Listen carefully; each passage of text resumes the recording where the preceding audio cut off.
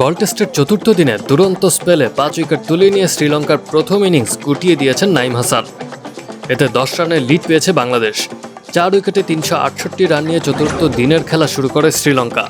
সেখান থেকে আজ মাত্র 117 রান যোগ করতে বাকি 6 উইকেট হারিয়ে 485 রানে থামে স্বাগতিকদের ইনিংস। নাঈম একাই তুলে নেন শেষ 5 উইকেটের 4টি।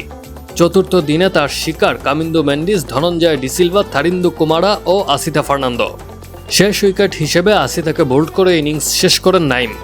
43.2 ওভার বল করে 121 রান দিয়ে তুলে নেন 5টি উইকেট, যা তার টেস্ট ক্যারিয়ারে চতুর্থবারের মতো 5 উইকেট প্রাপ্তি, শ্রীলঙ্কার বিপক্ষে দ্বিতীয়বার।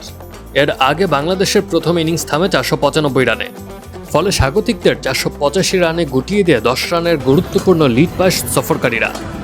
10 রানে এগিয়ে থেকে নিজেদের দ্বিতীয় ইনিংসে ব্যাট করতে নামে বাংলাদেশ।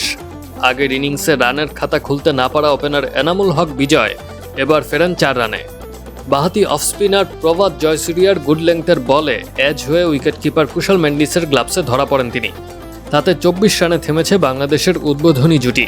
3-এ নেমে সুবিধা করতে পারেননি মমিনুল হক। উইকেটে থিতু হয়েও উইকেট বিলিয়ে দিয়ে এসেছেন এই অভিজ্ঞ ব্যাটসম্যান। তার ব্যাট থেকে এসেছে 14 রান। 50 ছাড়িয়ে সেঞ্চুরির পথে এগুচ্ছিলেন সাদমান ইসলাম, কিন্তু ব্যক্তিগত 76 রানে মিলান রত্নায়কের বলে এলবিডব্লিউর শিকার হয়ে ফিরেন তিনি। তার বিদায়ে ভাঙে শান্তর সঙ্গে 68 রানের জুটি। চতুর্থ দিনের খেলা শেষে 3 উইকেটে 177 রান করেছে বাংলাদেশ। নাজমুল হোসেন শান্ত 56 ও মুশফিকুর রহিম 22 রানে অপরাজিত আছেন।